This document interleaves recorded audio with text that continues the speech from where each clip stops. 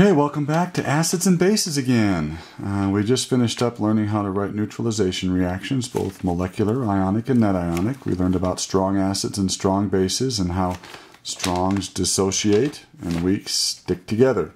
So now we're going to quantify this. We're going to do some quantitative neutralization, which is going to be a little bit of stoichiometry, which we've done quite a bit of this year. Now in stoichiometry, you'll remember, I hope, that there are 4 steps. Number 1, you balance the equation. So oftentimes we might have to write the equation first, but then we'll balance it. Then we have to get into moles. Now for this particular chapter, it's usually going to be molarity times volume. If you remember, molarity times volume is equal to moles. Let me just show you why in case you've forgotten. Molarity has the units of moles per liter. And if I multiply that by the volume in liters, you'll notice that liters cancel out. And that leaves us with moles. Okay? So one way to get into moles is multiplying molarity times the volume in liters.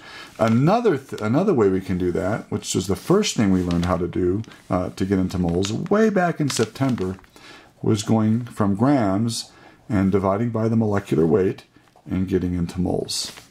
So that's another way we might have to get into moles. But for the most part, we'll be using molarity times volume, and that will get us into moles of our initial substance, okay? After that, we're going to get into moles of what we're after. And for this, we are going to use the coefficients from the balanced equation.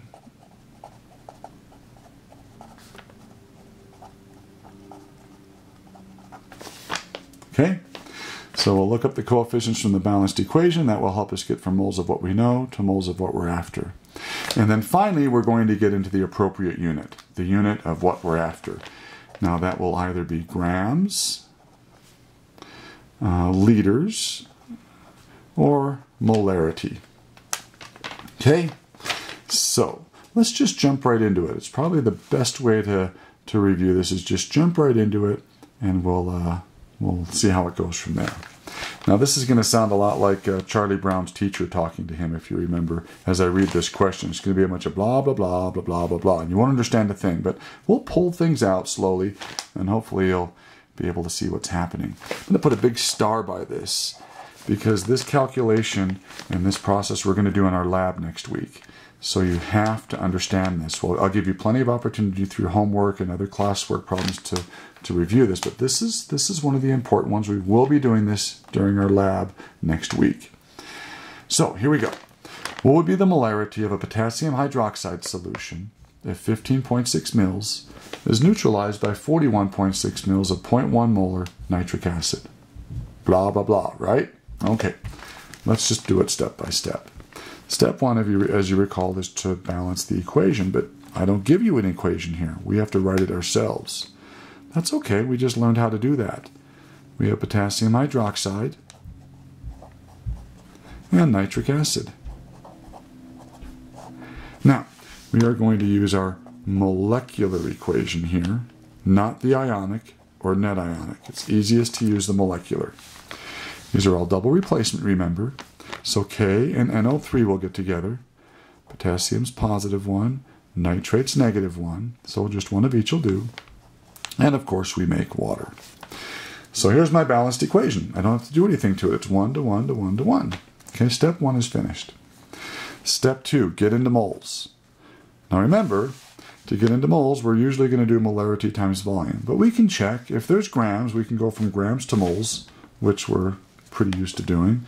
But let's see, I don't see any grams there. So we're going to have to do molarity and volume.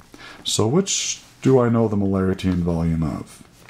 What would be the molarity? I don't know the molarity of my potassium hydroxide solution. If I did, it would be a dumb question because I'm asking for it.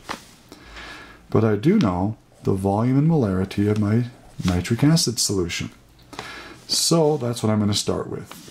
I'm going to use that in liters. So 41.6 mils is 0.0416 liters.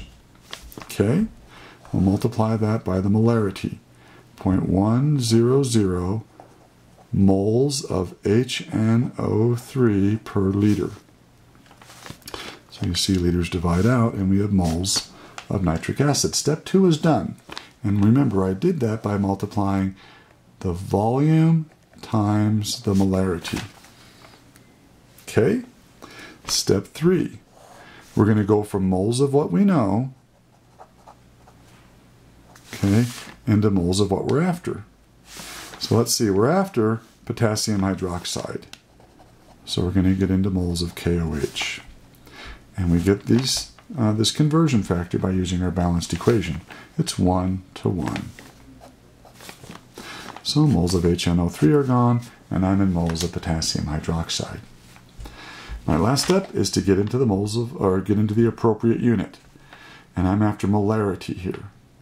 Now molarity has the unit moles per liter. I have moles, I just need to get the liter part of it. So how many liters of potassium hydroxide do I have? Let's see. 15.6 mils. Isn't that 0.0156 liters? It is. So I'll have moles per liter, which is molarity. So let's pull out a cheap calculator, see if we can do this. We have 0.0416 times 0.1 divided by 0.0156. Enter. Looks like I'm only allowed 3 significant figures here, so we're going to go with 0.267. So the molarity of my potassium hydroxide is 0.267 moles per liter. Okay, you might want to rewind this and go through that a couple of times because, like I said, this is important. You'll be doing that for homework. It's actually the first part of assignment 58 a couple of times. So once again, if you didn't see how I did that, stop and go back and do it over again. There's also an example in your book. Yeah, let's do example 13. What volume of 0.050 molar sulfuric acid is necessary to neutralize 25 mils of 0.026 molar sodium hydroxide? Step 1, let's write and balance the equation. H2SO4 and NaOH. Double replacement, so sodium and sulfate get together. It is not NaSO4. Stop doing that. Sodium is +1. Sulfate is -2. So it's Na2SO4. And H and OH, we get our friend water once again. We'll put a 2 here and a 2 here to balance that. Step 1 is finished. Now, we need to get into moles. So I don't know grams of anything here, but I do know molarity and volume of sodium hydroxide.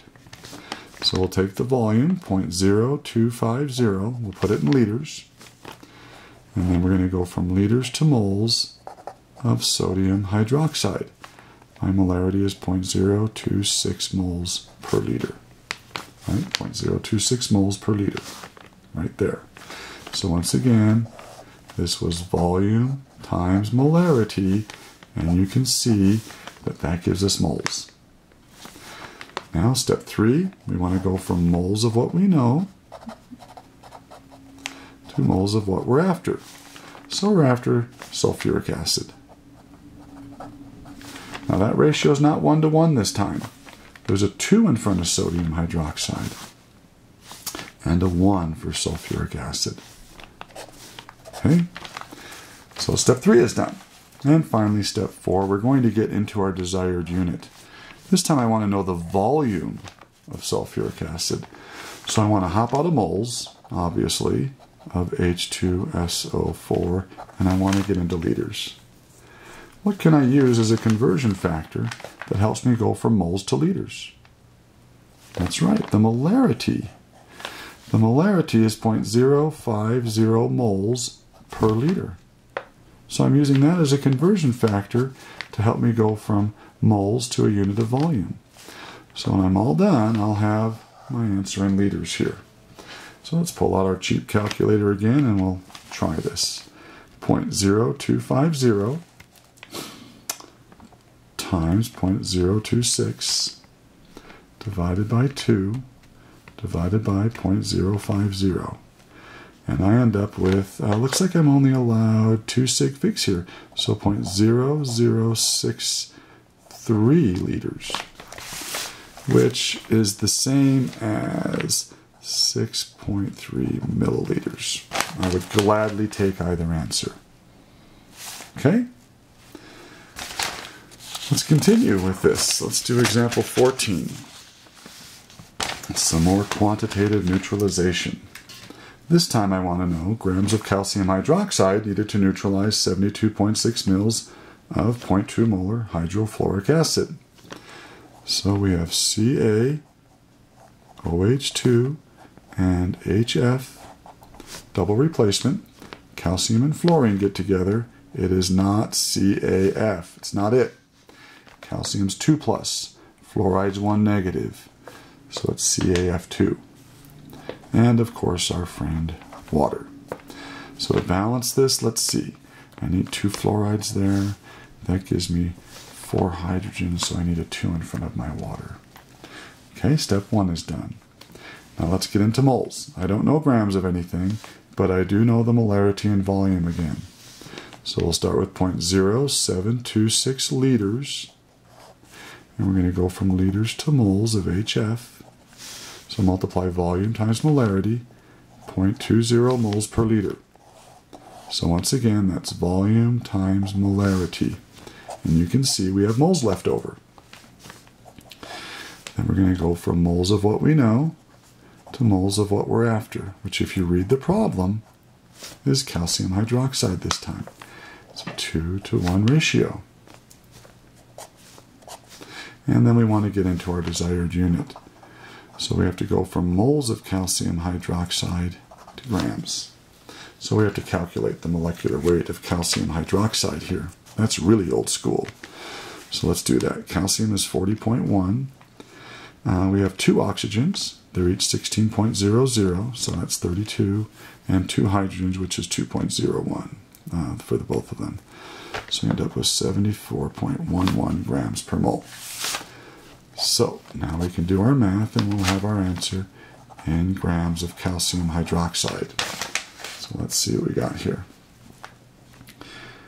0.0726 times 0.2 divided by 2 times 74.11 grams per mole.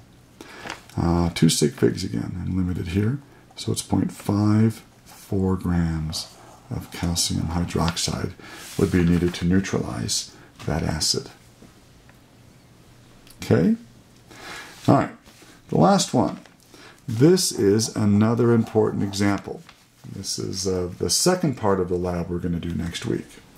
And I don't think I have time to complete this on this video, but we'll forge ahead. We'll see how far we can get until we're at about 15 minutes or so. So this time I want to know the molecular weight of a monoprotic acid. If 0.5 grams is neutralized, there's our volume and molarity again, of 37 mils of 0.2 molar sodium hydroxide. Now I made up an equation. Since I don't know what the acid is, but I do know it has 1 proton, I called it HX. And NaOH, double replacement, will make NaX and our friend water. Now remember, to find molecular weight, we need to know 2 things, grams and moles. Do you remember which one's always given to us? That's right, grams. We have 0.5 grams of the acid. So we just need to find moles. Grams divided by moles will give us our molecular weight. So that shouldn't be too hard. So we have molarity and volume. We have 0.0370 liters. And it's 0.200 moles of NaOH per liter. So once again, volume times molarity for the 4th time in a row is moles. Then we'll go from moles of NaOH to moles of our unknown acid. And notice it's 1-to-1. Guess what? I'm done. I know moles of HX, and I'm going to put that right there. So let's see if we can get this done. We have 0.0370 times 0.2 equals 0.0074 moles. I guess we're supposed to have 3 sig figs there. Sorry. So put that here. And now we can find our molecular weight, which is our grams divided by moles. 0.5 divided by 0.00740. Looks like it's 67.6 grams per mole. That's pretty fast, wasn't it? Okay, I put a star by that because that's the second part of our lab next week. After we find the molarity of a base, we will use that to find the molecular weight of an unknown acid, and we'll use this process. Alrighty, hope you enjoyed that. Thanks. Bye-bye.